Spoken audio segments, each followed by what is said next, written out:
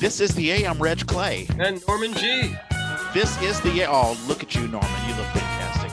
I will say more about it. Yeah, of course. Okay, this is the A where we talk about life in the theater and the theater of life. Yay! Yeah, there you go. We are sponsored by Central Works, a new play theater headed up by Gary Graves and Jan Sleifler, reinventing theater one play at a time. We want to thank Central Works for sponsoring the Yay. And today we have a wonderful guest. We have Kayla Kaufman. She is an actress. Let's see, you gave me a resume. You've done a lot of things. Well, how did you and Norman meet? On a play cafe. Right on. Yeah, that's right. You are the facilitator of Play Cafe. I imagine when Play Cafe brings in plays, you sort of navigate where things go and who are reading roles and things like that. You sort of navigate how things go. She herds the cats. Right on. And how long have you been doing that, Kayla?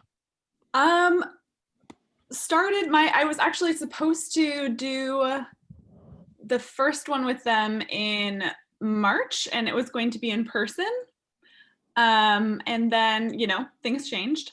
But then I think it picked up, back in April, and then I've just been doing, maybe April, I might be wrong, somewhere around there, monthly Zooms with them. It's been nice.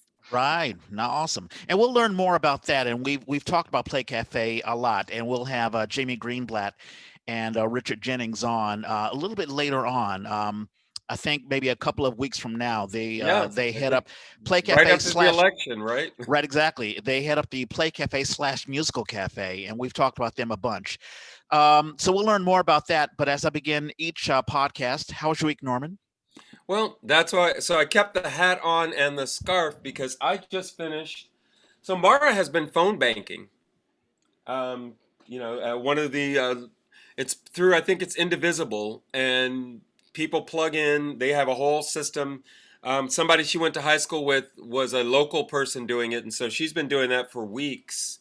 And so as a sort of thank you to these folks, they asked her to put together so we put together Mara on trombone, Kayla Kaufman, no relationship, on bass, and me singing, and we did 3 little songs to say thank you to all the phone bankers. So wow, just finished that. Was that recorded? No, it was live over Zoom.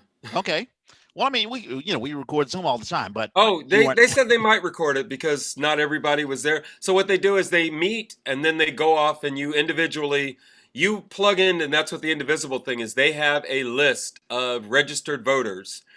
And so you plug into that list and you call people to make sure that their registration is current. And if they want to have more of a conversation than that about the election, then you do. But mostly you're lucky if anybody answers the phone. It's, I have mixed feelings about it because part of it is just sort of helping the DNC clean up their list.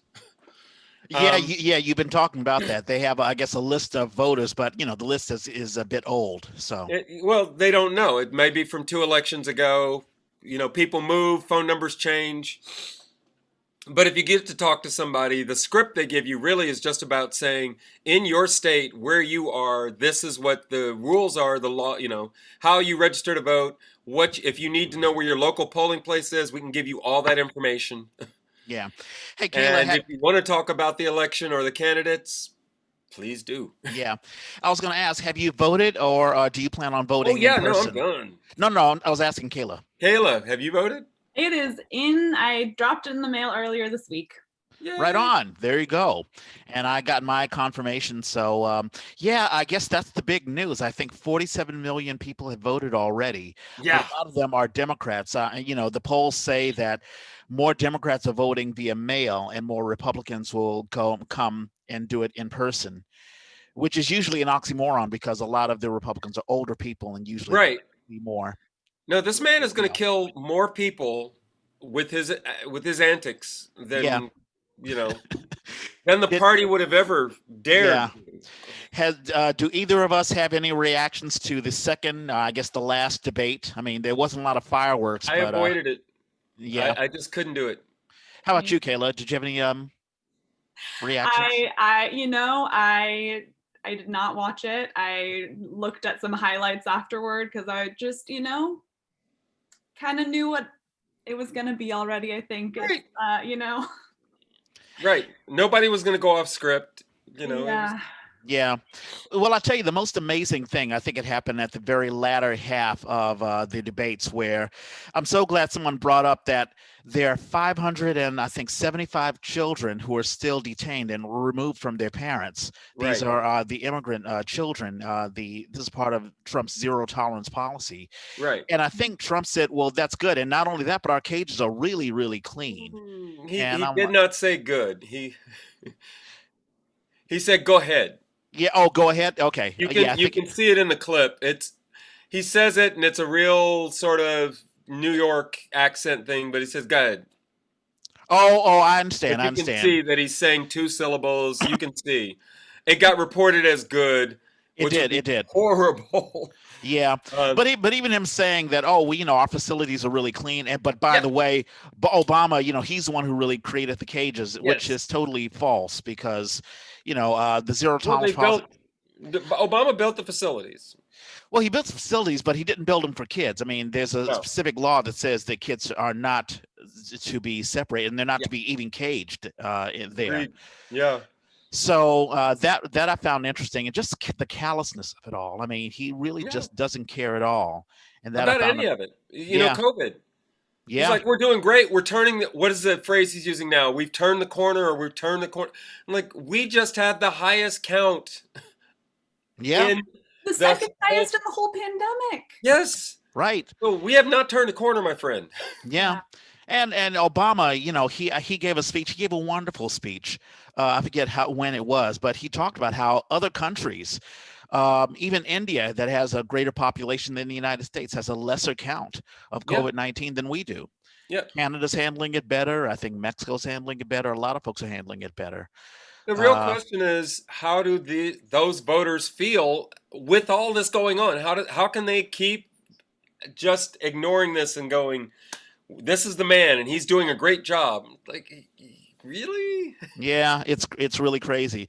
Now, I did have a question for you. I mean, just getting into current events. So I just a few minutes ago, so Joe Rogan and Kanye West Mhm. had Kanye West on his podcast, but it also ties into a Washington Post article that talked about a surprising number of black men who somehow gravitates towards Trump.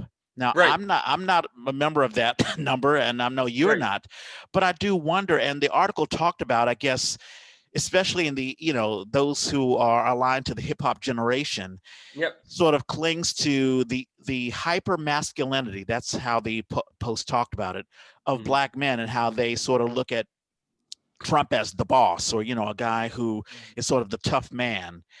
Um, I mean, what's your take on that, Norman? I mean, do you feel there are a Well, bunch of black men who gravitate toward yeah. Trump? Oh, so I think part of it is legitimately Biden has got a crappy record. Now, what's amazing to me is they look at Biden's record, but they don't look at Trump's. And because they're buying the GOP narrative is he's not a politician. This is the first time he's ever held office. And while he's been in, he's tried to do some good thing for black people. That's the narrative. But it's like, well, wait a minute. Central Park 5, Yeah, the housing, I mean, they settled with the State Department, not State Department, the local HUD agency over housing, yeah. That was you back when know? his father was, Yeah. Fred Trump.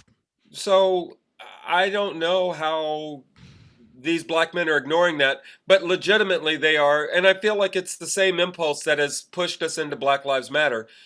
We don't see anything changing. We don't see the powers, that be making any inroads into fixing anything. So people went to the streets.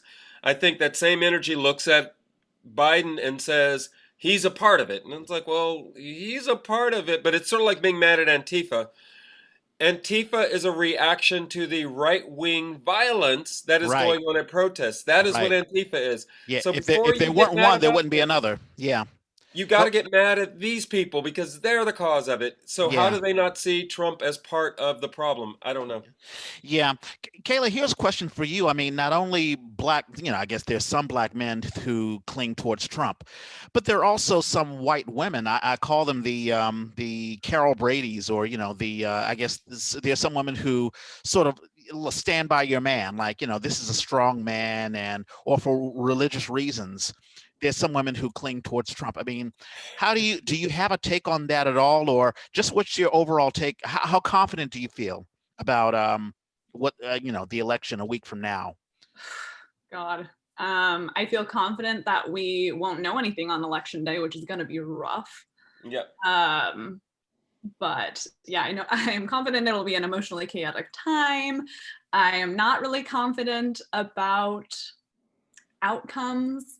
I mean, with white women, it's like, it's exactly what you think it is, right? I mean, it's like one guy is like, let's keep white supremacy going, like this is working, we love it, it's great. And the other guy is like, absolutely upholding white supremacy at the same time, but is like, maybe not 100,000% that. And so I think that, white people are kind of like, I want to keep my privilege and I want to keep it as shiny and as accessible as I possibly can. And so like, of course you're going to go for the guy who's like all in for that as well. Yeah. Whether that's on a conscious level or subconscious. Right. Yeah. What I was going to say, because obviously, all white people aren't the same. There's some people who are really, really woke and who are really, really upset with what's going on. And then there are those who, just like what you're saying, they want to hold on to their privilege, or they're upset. Status offended. quo. They want to hold on to what they've done. And not only that, they're offended. They're like, why should I change? Why, just Right. because, I didn't do it. Right, exactly. Have you had any difficult conversations with, let's say, family or friends because of, the political climate, Kayla? Yeah, I definitely, I mean, I am in the Bay Area, and so I am predominantly surrounded by pretty liberal folks. I kind of consider myself a little bit to the left of liberal. Mm-hmm. And so I think a lot of my conversations are kind of people who do consider themselves Democrats and actually talking about, things on a different, there is more than just being a Democrat, and there's more than just being a liberal, and there's like other aspects to consider. And so that's been most of it. That being said, I do. Well, it sounds like you're a moderate. You're a moderate Democrat, or you're a moderate liberal. Well, she's saying more left of liberal. Oh, yeah. Oh, really? Oh, you're ultra liberal. Yeah, I mean, I think the terminology of liberal is a whole other conversation. But yeah, I mean, I don't know. I think. Did you wish that, let's say, Bernie or Elizabeth Warren should have won the nomination? I think that would have been great. I definitely was more behind their politics than I am Biden's, and behind their records more than I am Biden's too. But I am still absolutely there. There's a pretty clear choice on which candidate would make any inroads to positive change and which won't. Right. Yeah, you would think. Yes. Yeah. Yeah. No, I've and you were mentioning this. We actually, somebody that we know, I won't mention a name, but called me, and I knew the conversation was getting weird when I heard, this hysteria about this disease. 99 point something % of people don't even get it. I was like, whoa, what? I think I may know who you're talking about. Oh my goodness, it was not good. No, so it wasn't like last week we talked about somebody. This is somebody else. Got it. I see. Yeah. And I was like, whoa, no. And then, and it's really not fair. They're maligning the president. Donald Trump, they're really just going overboard attacking Donald Trump. And I was like, I gotta go. I gotta get off the phone now. It's really unfortunate. I mean, and also listening just a little bit to the Kanye West interview. He's running for president, but he's really just doing it just to be to do something completely different, and Yep. he's sort of operating in his own little world. I just wonder how seriously people take politics. I mean, a lot of people think, well, like we had an interview with I think Corinne Ritchie, and it was maybe more than a year ago, and she was like, how much of a damage can a president make? Now we really know how much damage a president can make, and Right. how serious we need to, take our vote. And I think this has been a great big civics lesson for all of us, Oh yeah. how seriously to take that, and also the Senate and the House and the governor and all of that stuff. So I'm hoping that we'll look back at 2020 and say, wow, those 4 years were really crazy, but we don't have to worry about that anymore. I So think we should do some homework for next week and make sure we talk a little bit about mental health. I yes, think yes, people are going to need it. I totally agree. And with that, let's bring in Kayla Kaufman. I'm looking at your resume now, and I mean, ACT Fellowship Project, the SF Public Library French Play, New Strands Festival, Santa Cruz Shakespeare. You've done so much. And And Ashland, if COVID hadn't yeah, Ashland, I mean, derailed that. it's amazing, and you don't seem that old. I mean, so tell us an origin story. How did you get involved in theater? Where were you born and raised? Bay Area, actually. My origin story is Bay Area public schools. I happened to go to a public high school that had a really excellent theater program. Oh, which school? Redwood Okay. in Larkspur. Yay. And was pretty literally transformative for my life. I think I originally signed up for you just were supposed to take an arts extracurricular, and I think I originally signed up for something else, and they put me in theater because I couldn't get into my first choice, and I was like, and for theater you have to take it for a full year, whereas the other ones it could just be one semester, and I was like, okay, well, give it my all. I'm a complete nerd. I will totally lean into anything that school gives me. Bless you. But Do you have any siblings? Is that when? Oh, I'm sorry. Go ahead. I was just going to ask, do you have any siblings? I have an older brother. Okay. Are you the only one in the theater? Is he also in theater as well? Nope. I'm the only art kid. So was that your first exposure to theater? Doing theater? I had done theater in the first grade, where I played the very prestigious role of the Munchkin mayor's wife in The Wizard of Oz, which was my breakout role, yes. But then and then I also did Sound of Music at some point in between those two, but it was just kind of one-offs. You were singing? I was, yeah, once upon a time. Oh, right on. But yeah, the acting days are behind. But yeah, but then in public school theater, junior year, you were able to take a honors theater directing class, and nice. I took it, and I kind of was, I don't know, I just clicked. I kind of realized I was like, this feels like a role I enjoy. I like putting things together on stage. I like the power of things that you can put on stage. I like having the power to think about what could be on stage and how that could affect an audience. And who was your teacher? Going back. Who was your teacher? Eric Berkowitz and Britt Block. Eric still works at Redwood. Britt just recently graduated from there, but they both are phenomenal human beings. It's funny. I have a question for both of you. Since it sounds like, Kayla, you're more into directing than actual acting. That's sort of what I'm hearing. Mm-hmm. I was listening to Michael Jordan, and I guess someone did an interview with Michael Jordan, especially after LeBron James won his fourth championship. Ooh. And Michael talked about how he really couldn't be a coach because he wanted to. I guess he's been too much into being on the courts that he wouldn't know how to teach someone how to be like him or whatever. And I thought about acting. I mean, there are folks who really enjoy being on the stage and feeling the light on them.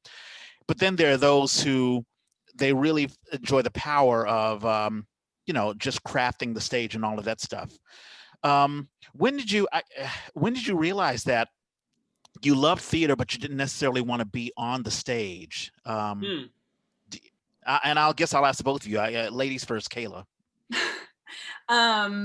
Honestly, I think it was around the time that I directed for my first time. Really, Uh-huh. it clicked pretty quickly for me. It just was a complete difference of Mhm. how I felt in relation to my art. And one felt, I enjoy acting, I still do, but it always felt like I'm like, I love this, I love being a part of this, but it wasn't quite right. And directing felt a whole lot better. So Yeah, I Do you hear remember you. what the piece was?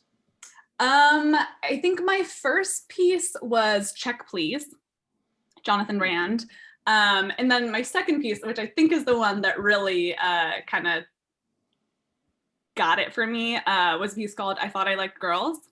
Oh, That was like a basically coming out satire. right. And not having been and come to terms with my sexuality at that point, but I still think I was like, oh, like this is I can take this political theme, I can make people laugh about it, and then that makes them think about it a little bit, and that kind of That's power. Yeah, yeah that's cool. Now yeah. I know for me, I had done some directing, but I was with the African American Shakespeare Company, and I kept doing all these things just to make the process go better, the production process go better.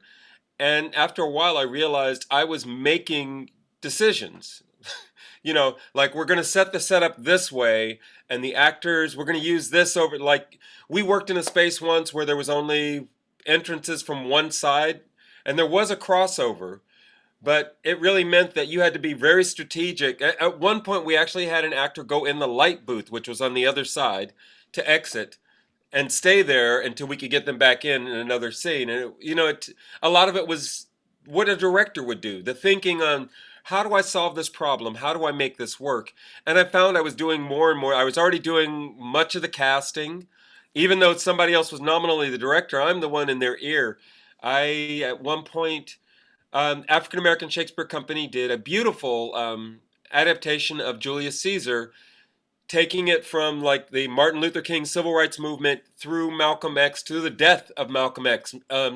Caesar was Malcolm X into the Black Panthers. It was a gorgeous reinterpretation of the play. I loved it. I had already set up this thing where I was reading scripts before auditions, a month or two before auditions. I would have a read of the script so that anybody who wanted to get more familiar with it could. And this woman came in and she read, and she was amazing. She came in carrying Roman histories, like real Roman histories. And she really knew the stuff backwards and forwards. She also happened to be an amazing performer. She just orator. She was incredible. So what I was doing was reading people scene by scene. I would recast so that everybody at the table could get a chance. I read her for something because I didn't know her. So I read her for something in an early scene, like a servant or something. And I was like, uh-oh, she knows her way around this language. So then I just kept her out until we got to the big Mark Antony speech and threw her in that. So I called the director up and I'm like, are you thinking about casting, any cross-gender casting for this? He says, yeah, Cassius. I'm like, that's a weak choice. That's not a good choice. What about Mark Antony? And he says, I don't know. And I said, okay, so I got somebody I think you really want to see for this.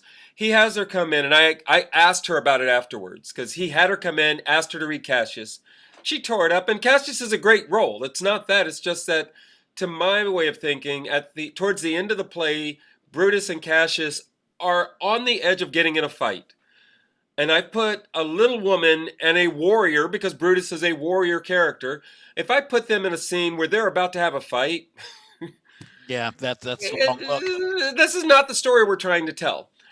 On the other hand, Mark Antony never directly fights with anybody. And this actress was, if you were going to cast this show, you should cast your best orator as Mark Antony. That's what you should do. So to her credit, she asked him if she could read the Mark Antony speech. And that was it. She got cast. And the reviews said, we don't know why they cast a woman as Mark Antony, but she was the best thing in the show. I'm like, duh. How about that? How about that's why? But at that point, I started to recognize, oh, I am already thinking this way, and I'm already controlling many aspects of production through this. Maybe I should just do it. Yeah, and it's and we've talked with a lot of directors, and the director can put a stamp, on let's say a production like, let's say, Julius Caesar, and this is a Norman G production, or this is a Susan Evans production, Right, and it's distinctive. It's a Dominique Williams production.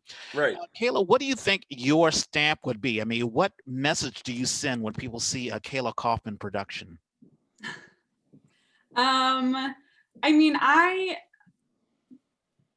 have mixed feelings on the idea of the kind of auteur type approach, because I'm very much, I love new works, but I say that because I am obsessed with playwrights in general, and I think that they are brilliant and wonderful and fantastic.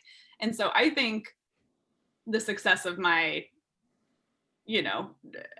what I put on stage is a huge amount just my choices at the very beginning. Do I choose a play that is meaningful and impactful for the space and audience that I'm hoping it will be impactful for? And do I cast right? And then everything from there, it's like, well, those are the only things that matter. The playwright Right. and the actors have all the talent. Oh, and also hire the right designers. Yeah. But besides that, I feel like in some ways I kind of do, that's it. I make good choices, and then it's a good production. If I make bad choices, it's not as good of a production. Well, I can think of two questions. One is just in terms of your training. So you went thinking I'm becoming a director. Did you get a degree for directing? I did, yeah. So I actually, well, in the transition from high school to college, I actually was certain that I wanted to direct, but I thought that I wanted to direct film. Oh, And so I originally was only applying to film majors. programs, yeah. And I was going to double major in film and television production and Spanish. Wow. And then one semester in, I was at the Dean of Theater Arts, and I was saying, Kevin, I need to be in. I don't know how to function without theater. And Really? They're very different animals. yeah, I mean, I love film for a lot of specific reasons, and there's absolutely so much both that theater has that film doesn't, and that film has that theater doesn't. But it's just they're not just a one for one. Well, how is this mix then? How do you see this mix that's happening right now? I was just reading the American Theater article about the fight between Equity and SAG. And this is in the theater magazine. So they're trying to support that position. And I'm reading the article and go, wow, y'all are having a hard time fighting this, because SAG justifiably says if it's on a screen, it's ours. Yeah. And it seems weird. How do you, I'm sure you've done some at this point, some of these Zoom production things. How do you find it working with that hybrid, that animal, that new animal that is COVID theater? Yeah, I mean, I don't know. I'm actually talking with a collaborator that I love about this right now, and we've kind of been discussing how a lot of it has been taking theater and just like trying to slap it onto Zoom. Yeah. Which I did a reading of Sarah Rule's Dear Elizabeth. Oh, right. Yeah, I saw that. Yeah. I saw that you had done that. Yeah, and I had a great time. I thought it was lovely, but I also kind of was just thinking, this is written for theater, and theater is not people in front of a screen. It's it's different, and so I'm kind of the opinion that I don't think what we're doing is theater, but I don't think that it's film, but I also don't think that it's not film, and I don't think that it's not theater. I think it's a new medium, and I think the more that we accept that and look into what are those possibilities, right, that like what can we do on Zoom that we can't do on a stage, that's what I want to know, like what are the qualities that we have to work on here that we're not going to be able to once we are, you know, back in theaters and not doing Zoom theater, because, you know, I'm sure people will be just burnt out and done with it. It reminds me a lot of you know, that period, the AIDS period, theater, in terms of theater, that there were a lot of playwrights writing these sort of coy, you know, allusions to what was going on without directly trying to address it. And that went for a few seasons. There were these shows that kept popping up, and I think it becomes its own little period. And I feel like that's what we're in. We're in this period where there's some stuff that is going to be, you know, honored and become part of the canon. There's some stuff that's going to be just indicative of the period and maybe useful as a metaphor for something that happens in the future. But I think a lot of it, like you're saying, there's a lot of it that ends up being an awkward fit. Yeah, I think you're absolutely right. And so many theater companies, because we're thrown in a loop, it's like, well, we got to do something. We can't just stay idle. So we have to do something Zoom. And some theater companies have done very well transitioning, and they choose pieces that really fit for Zoom, or they'll ask writers, hey, can you write something that will fit for Zoom? Right. But then you have some that just try to shoehorn in something that is really belongs in theater on stage, and it just doesn't fit in Zoom at all. I had a quick question for you, Kayla, and it's something that I sort of enjoy asking directors, because as an actor, I'm really curious how you talk with different actors, how you find different voices. Let's say you have a vision for, you know, what the piece should be, but let's say an actor, and every actor is different. They come from different cultures, different backgrounds, and you want to have everyone on the same page, but sometimes you may have to find a different voice. Have you had any let's say, have you had any difficulty talking with an actor who may not get it, who may not understand the concept that you want to convey?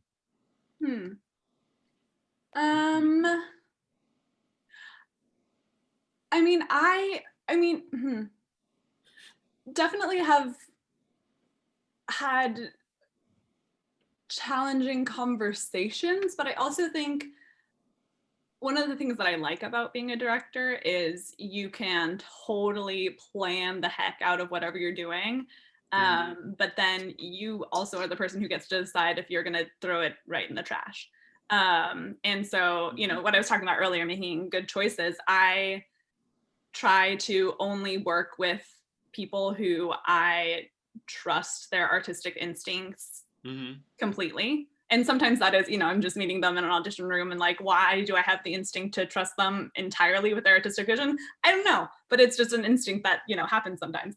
So I like to think that whenever I'm having trouble explaining what I am kind of shooting for in some moment, that probably means if there's any, you know, not smooth, you know, give and take between that means that there's something that needs to be worked over and worked through. And that probably means that the person I'm talking to has some angle on it that I haven't considered and that I should, and that will almost, I think all the time will strengthen what we're working on, and we'll maybe take it in a slightly different direction, but probably for the best. Yeah, I totally hear you. Have you made any, let's say, bad casting decisions where you think, wow, this person is perfect, and all of a sudden it's like, ooh, this person's not perfect? Right, exactly. Have you had those situations? I am pretty lucky to say that I don't think, I mean, I've definitely had ones where I, you know, like I'm saying, I thought something going in, and then ended up with something else. I've definitely, you know, I've had actors where I felt, you know, if they have a lot of trouble with their lines, that has been, you know, a stressor with a handful of actors in the past for sure. And I've had some actors that I think I really, really had to work with to get out of a sense of two-dimensionality, especially in, you know, comedy, dramedy type situations. But I've never regretted a casting decision. Well, that's good. Yeah. Norman, I have a question for you, and I think I know the answer already, but a lot of times you'll choose the actors. You're working with people that you know, but there are times where, let's say, a producer comes in and says, "Hey, I really want you to work with this person," and you're sort of forced to work with someone that you didn't cast. What's Right. the stress dealing with that, or how do you deal with that? It's funny. I was going to ask Kayla a similar question. The difference between when you get to pick the show. This is a play that I love, that I would like to see realized, versus the, hey, we've got this play and we would like you to direct it. So I'll throw that to you. But it's Kayla sort of touched on it. When that person has their vision, their way of approaching whatever it is, and you have those discussions about what it is you feel like you need to accomplish, and if you don't make the adjustment, then it's going to suck. If you try to hold on to your vision and not recognize that this person is not going to get there, or when they get there, it's not going to ring true, you're just kind of stuck, and you have to redo it. And even with experiences we've had where, I was looking for a totally different energy from this character, but now I need you to, because I can't get you to go where I want you to go, I need you to just, blow it up bigger or bring it down and keep it really tiny. Whatever it is I can keep you to do from going off the rails as I see it. And then what I end up learning most, if I'm lucky, that new choice, that new adjustment now informs what we're doing. This is now the new normal. This is what we're trying to accomplish. And so I find, to sort of touch on my own question, I am fascinated when somebody gives me a play that they think I should direct. And I may not be that excited by it. And in fact, I have recommended plays and ended up directing plays that were not my favorite plays, but I thought it was a good fit for what the producer wanted to do. So I was like, with your space, with your audience, with your talent pool, this might be a good way to go. And what I love is that I end up falling in love with those shows. And I'm like, okay, it's sort of like your child. This isn't the way you thought your child was going to be. This is the way your child really is. And so you just sort of have to go with that. So yeah, and so I guess the question for you, Kayla, is: have you ever had to direct a piece that you didn't choose? Someone's like, "Here, I want you to do this," and it's like, "Oh, this is a little odd, but hey, I'm being paid, so whatever." Have you had to deal with that? I mean,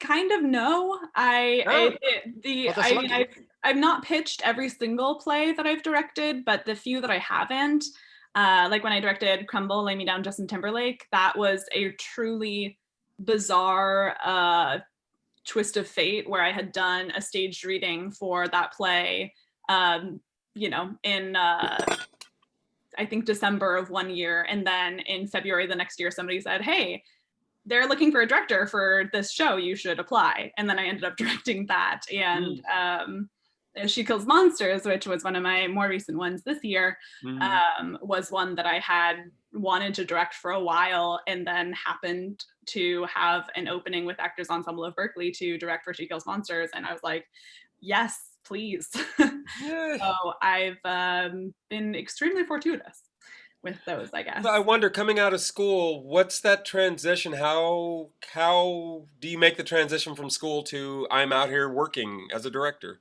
How did that go for you? I mean, tricky. I think especially for directing, there's just absolutely no path. Which is, and I always kind of tell myself, if I ever figure out a path, I am going to write a book and I'm going to give it for every single young director to have, because I think it's so confusing.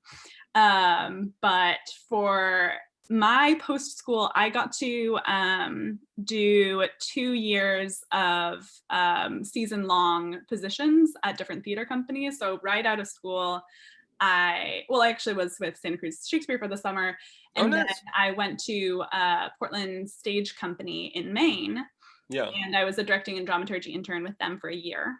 And then the summer after, I directed with Santa Cruz Shakespeare and with the North Carolina Women's Theater Festival. Wow. And then the following year, I was an artistic fellow with American Conservatory Theater. And then after that was when I graduated into freelance directing. But I think that those years of being with a company for a whole season were crucial for me to kind of just feel what having a foothold in a theater company felt like. And also getting inside. And also getting your name out. I mean, because, you know, if you do a good enough job, then ACT will, whoever you've worked with at ACT will basically say, hey, this is a great director. You should work with Kayla Kaufman. That sounds like great. A lot of travel, though. It is. When you do these fellowships, are you paid? Because I would wonder, you know, that, you know, if you're, you know, can you do all of this and not have a day job? So I have been living below the poverty line, but I have been living there. So for example, with Portland Stage, I mean, I will say that my, you know, not unpopular take, but very not enough talked about take is that I think almost all of these programs are extremely exploitative and like really unfair for early career theater folks. And I think it's extremely just inherently going to, you know, give people with privilege a leg up. It's bad. I think these programs are pretty awful. Because for example, with Portland Stage Company, I was given housing and we were given a stipend of $90 a week. Okay. And so for that year, I didn't have healthcare. Right.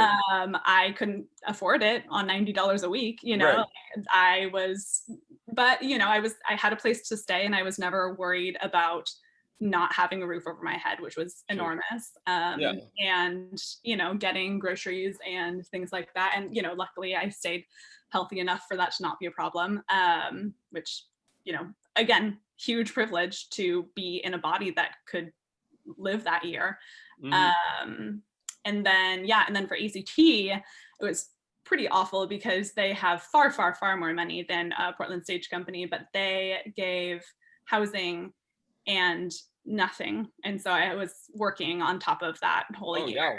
I used savings from the summer where I was being paid and also working on top of the, you know, full-time job that was being a fellow in order to make that work. And I think that I'm incredibly privileged to have been able to do either one of those, let alone both.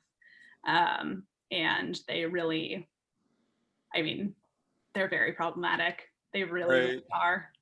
Do you feel like this push for equity that is happening now is going to affect that sort of baseline of we're not going to depend on just taking advantage of people?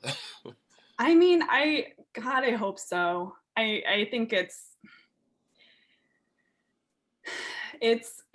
tough though, because I think it's so ingrained in our system that people have trouble even imagining what it would look like without having people to walk on, you know.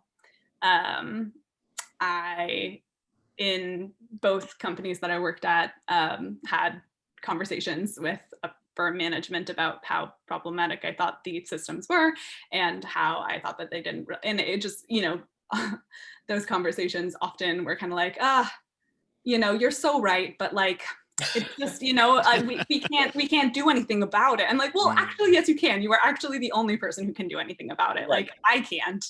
I don't run this theater company, but actually you can. Right. It seems like that's where the conversation is going now, is this, actually, this is, you know, this list of demands.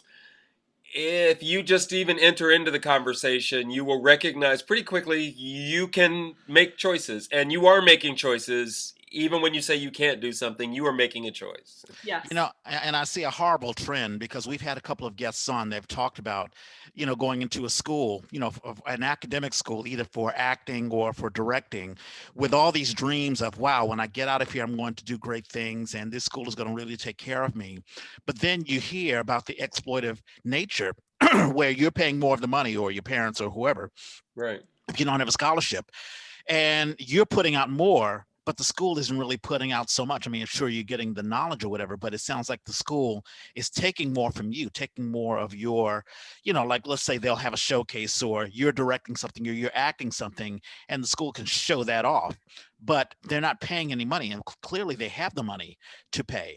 And Right. I would be like, if I'm a young person and I need to worry about, when I went to NYU, I had to work. I had to work at Mamma Mia, What a Pizza, and I had to work for, the graduate law school and all that stuff. So I was constantly working so I can pay my rent because I wasn't on campus and all that stuff.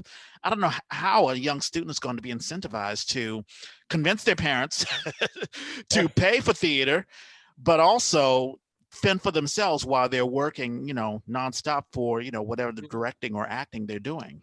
Has your family been supportive of you with your career, or is that something that has evolved?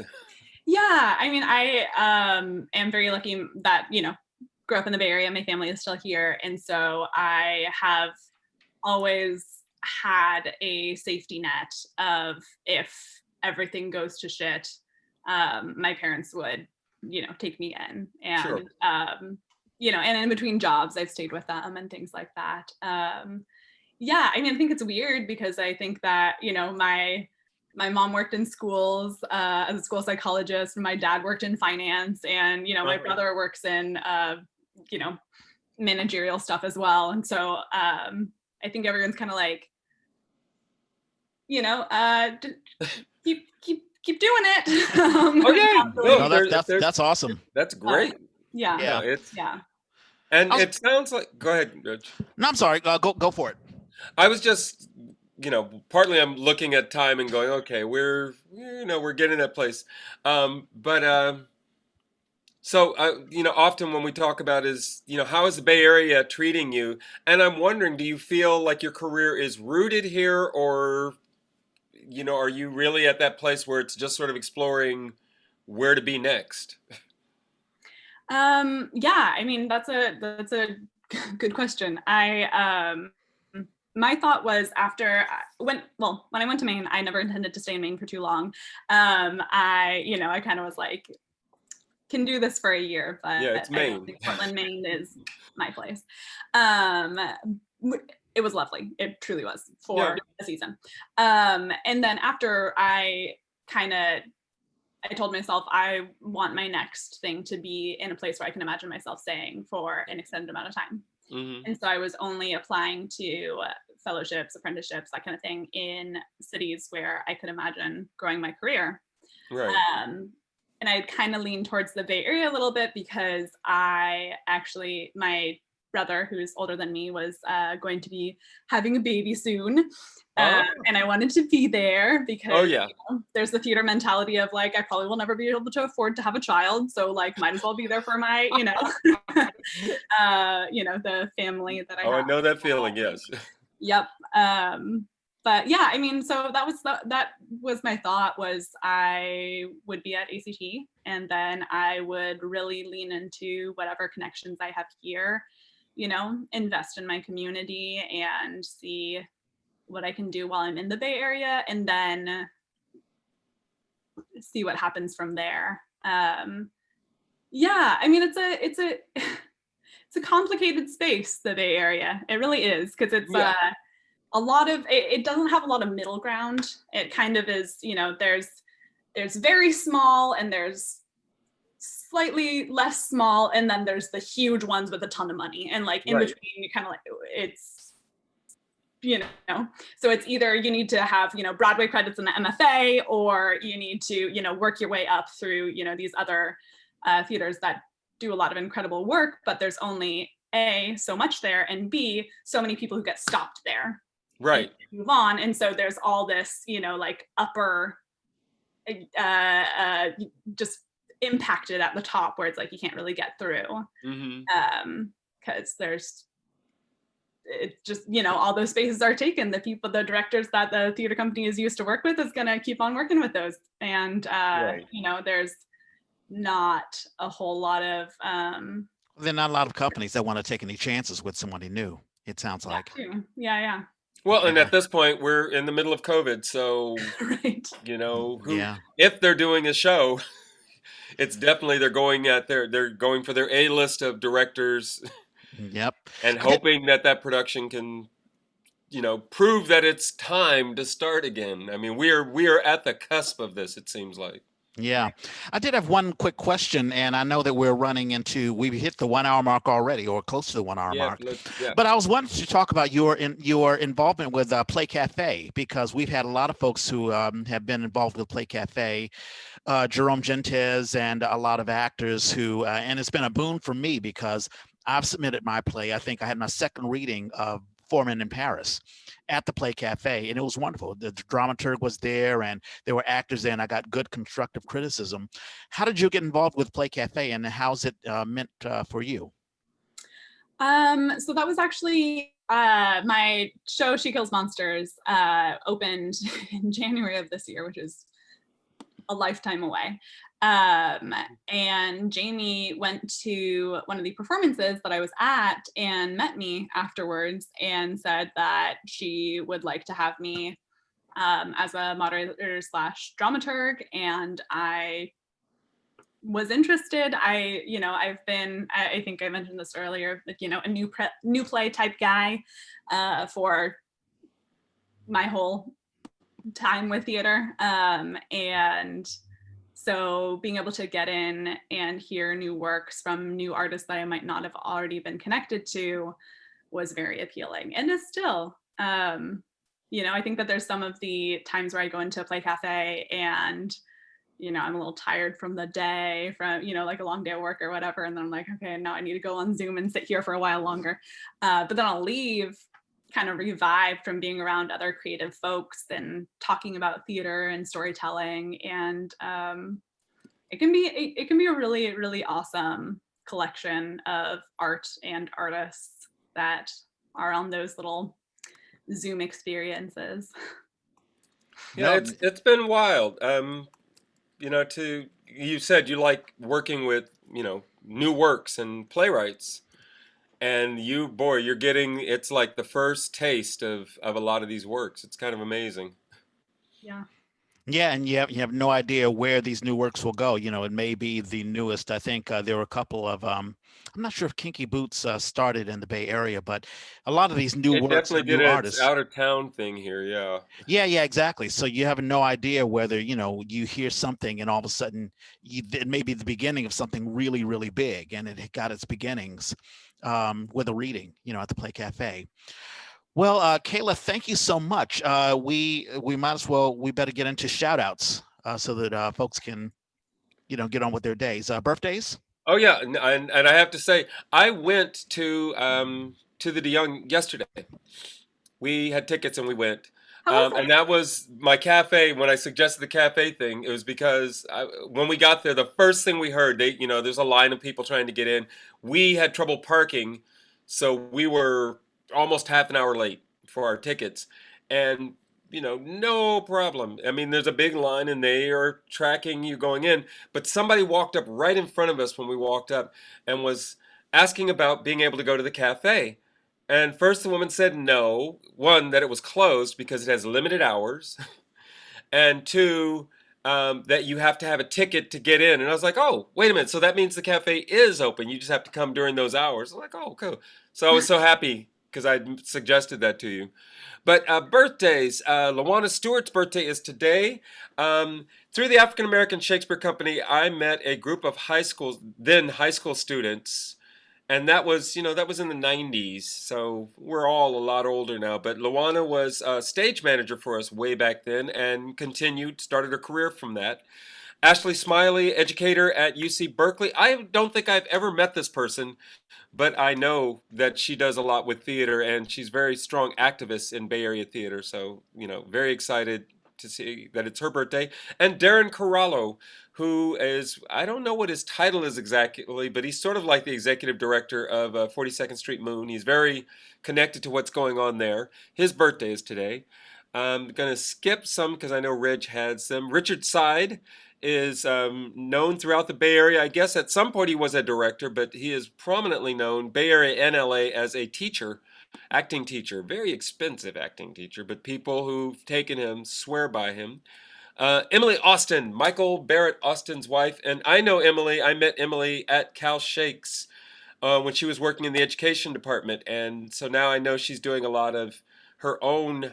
She was working in the office. Now she's actually doing teaching and directing in schools.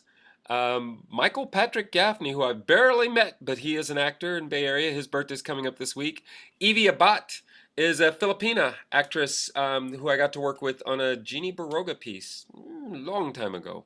Feels like a lot of these people are a long time ago. James Carpenter's birthday is coming up this week. When you talk about those Bay Area, the veterans, the folks who've been in the trenches for the long haul, James Carpenter is probably top of the list. He's amazing. And yet he's getting older, but he's still doing it. And same day, October 27th, is Aaron Wilton's birthday. Aaron, I met when I was running Oakland Public Theater, and I auditioned him for a show. He said, we've talked since, he said he had just gotten to town then, and he's gone on to be sort of an unofficial equity representative, and he works with Playground. So, Reg, if you haven't seen him yet, you will see him. Carlos Barone's birthday is coming up. He was a professor at San Francisco State. And I, because of Carlos, helped start the Multicultural Theater Project there. Carlos has an amazing way of kind of going, oh, you're interested in doing this? Okay, you take this on, and then comes back and adds twice as much work on you. I learned a lot about producing by working with Carlos because he's always got a vision of how he can do more. If you look like you can get something done, Carlos will add to it. A couple more. Sarah Cavier, who I actually knew as, wow, I'm not going to say her name. We were in high school together, and she changed her name at one point, and then she got married. And it's her birthday coming up. Karen Schleifler, who is the production manager for SF Shakes, and was the stage manager for As You Like It last summer. And is that it? Almost. Andy Trindle was somebody I met with a very small theater company called Second Wind. And she and her partner at the time, Ian Walker, were running this little theater company, and that's when I got to do some August Wilson work. Not August Wilson. Ooh, take that out of my mouth. No, Atul Fugard. That's how I became very familiar. Yeah. Heidi Hernandez Gatti, I met as a director when the whole response to the war, to the Iraq war came up, and we were all across the country doing Lysistrata. She directed me in that, and she is also an amazing stage manager. And Molly Noble, finally, last on my list, is a wonderful actress, strong director, and they had a company, Porchlight Theater. They were doing at the Ross Valley Garden Center. They were doing these outdoor shows, and instead of doing Shakespeare, they were doing Chekhov. These beautiful productions of Chekhov out under the trees. Molly is still teaching up at Marin, College of Marin. Those are my birthday shout-outs for the week. Okay, and I'll do mine real quick. Marla Cox, we've talked about her last week. She was in my musical, Nia, and that was part of the musical Café, which is the musical version of the play Café. And it was great to work with Marla, and she's always working, a great singer. Her birthday is today. Also today, Matthew Quarles. He was a stage manager when we did Women on the Verge of a Nervous Breakdown. I'm pointing to the poster there. And he's just a fantastic. I talked about the story last week about his handling of a gun prop that we had and how professional he was. Yes. So Matty Q, happy birthday to you. Also tomorrow, I'm sure you gave this to me, Priya Gayadeen. I did. She was our Velvet when we did 4 Men in Paris, and she's doing stand-up comedy. Is she doing she's part of the comedy show with Pletos? Yeah, exactly. And she appears to be really enjoying herself. I see her posts on Instagram all the time, especially with her son. She has a son, Jayden, and she's really, really proud. And she did, and wasn't she in their Much Ado that they did? I believe so. Yeah. Their virtual Much Ado. Yeah. Yeah. So usually it's fascinating how a theater company can love an actor or an actress so much that they, that actor becomes a mainstay for the company. And it's a wonderful marriage that sort of happens. So Priya, happy birthday to you. Also on Thursday, Alex Frankel. Alex Frankel is a great singer and actor. I worked with him, the Texas Chainsaw Musical, and that was part of the Oh shucks, I know Exit Theater does it all the time. The Fringe, Oh, San the Fringe Francisco, Festival. the Yeah, Fringe Festival. I have no idea if they're doing the Fringe Festival these days, but I I guess with I COVID. can't imagine how they could right now. Yeah, exactly. But in any case, Alex Frankel, happy birthday to you wherever you are. Also on Friday, Mariana Wolf. And Mariana Wolf, she was a guest on the A.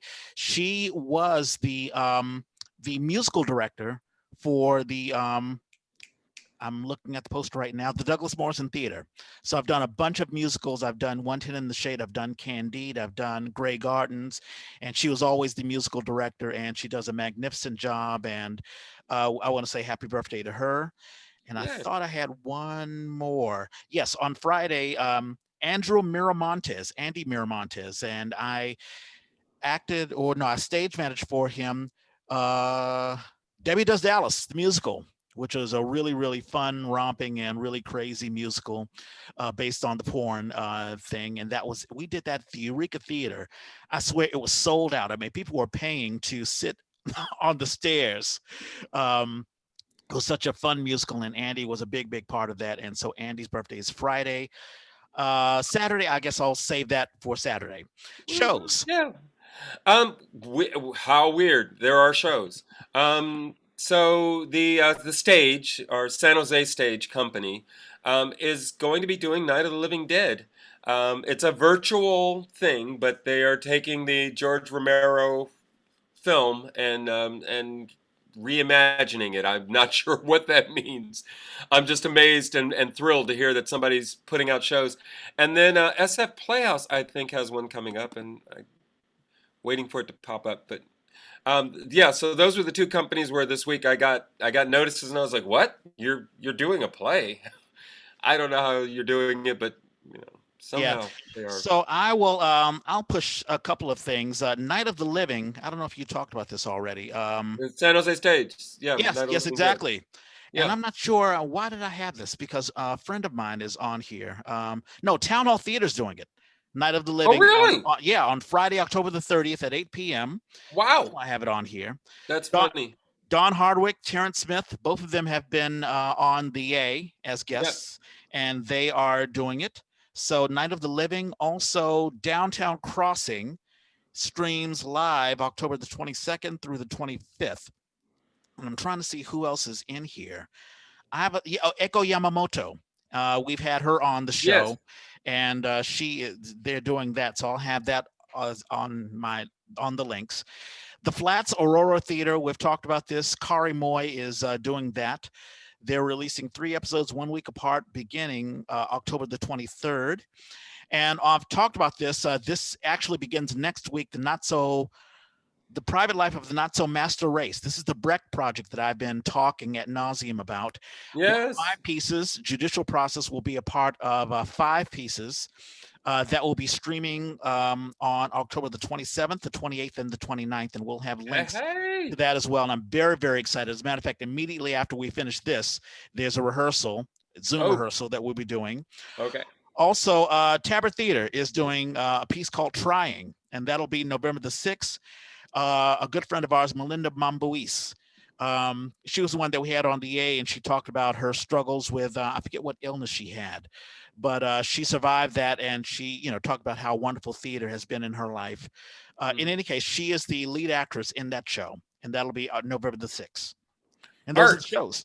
Art is Yasmina Reza's play Art is what is at San Jose Playhouse, and that is now starting today Right on. through November 7th. And yeah, of course it's still online, so well, someday there will be live theater again. Yeah. Um, Kayla, are yeah. you promoting anything, doing anything these days? I have something being worked on, but that's not Okay. official yet. So hopefully at some point soon. But Yeah.